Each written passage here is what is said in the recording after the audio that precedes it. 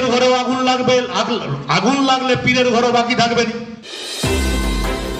গুন্ডামি করে এই বাংলাকে বিভাজন করার নামে হিন্দু, মুসলিম, শিখ, খ্রিস্টান, উঁচু নিচু, কালো ফর্সা, গোরা বিচার বিবেচনা করে মানুষে মানুষে বিভেদ সৃষ্টি করতে চেয়েছিল সেই রাজনৈতিক দলটাকে রুখে দিতে হবে আপনাদের। কিন্তু মনে রাখতে হবে, ঠাকুরকে আপনি সিংহাসনে বসিয়ে পূজা অর্চনা করে পালিয়ে আসার পর ইঁদুরের উৎপাতে যাতে ঠাকুর বুক চাউনি খেয়ে পড়ে না যায়, তার জন্য অতন্ত্রী প্রহরীর মতো আগে ইঁদুর মারতে হবে।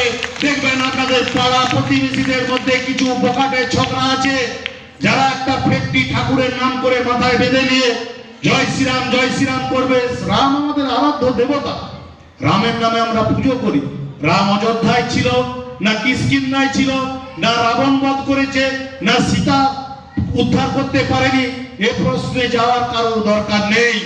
রাম আমাদের সকলের হিন্দুদের আরাধ্য দেবতা।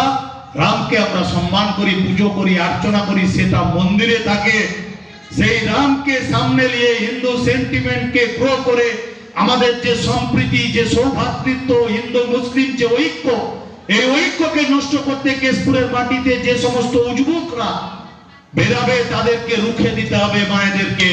কারণ আপনার শিশুর কথা ভেবেছে মমতা বন্দ্যোপাধ্যায়, আপনার স্বাস্থ্যের কথা ভেবেছে, এটা আপনাদের জেনে রাখা দরকার। ভোট পেরোলেই 1500 হবে, তাই এই পদ্ম ফুলে কোনো ভোট নয়।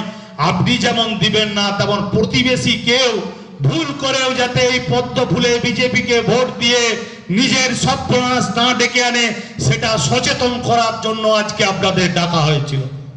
অনেকেই শুনছেন, অনেকেই পালিয়ে গেছে। যে পালিয়ে গেছে তার ঘরে আগে পীরের ঘরেও আগুন লাগবে, আগুন লাগলে পীরের ঘরও বাকি থাকবে না। ঠিক সেই রকম আপনারা যদি সচেতন না হন, আপনারা যদি আপনাদের এলাকায় দেখবেন কিছু মানুষ এসে বলবে যে এই পার্টিটা খারাপ, এটা অমুক, এটা তুসুক, এটা উঠে যাবে। কেউ কোনো প্রকল্প উঠে গেছে, বন্ধ হয়ে গেছে? একটা প্রকল্প বন্ধ হয়ে গেছে? হয়নি। কারণ মমতা বন্দ্যোপাধ্যায় স্নেহধন্য এই বাংলার প্রতিটি মানুষের কল্যাণের কথা ভাবে। এই 2 বছরে প্রায় 63,000 টাকা প্রতিটা পরিবার থেকে নষ্ট করে দিয়েছে। যাদের প্রাপ্য ছিল সেই টাকা পেতে দেয়নি, কাজ বন্ধ করে ঈর্ষাপ্রণত। কারণ 2021 সালের নির্বাচনে তারা জিততে পারেনি বলে। আপনারা জানেন সেই টাকা কে দিচ্ছে?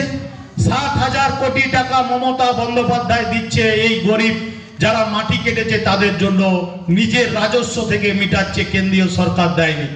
অথচ আপনি কোনো মাল কিনতে যান, দোকানে কোনো জিনিস কিনুন, জিএসটি বাবদ আপনার কাছ থেকে ট্যাক্সটা কেন্দ্রীয় সরকার নিচ্ছে।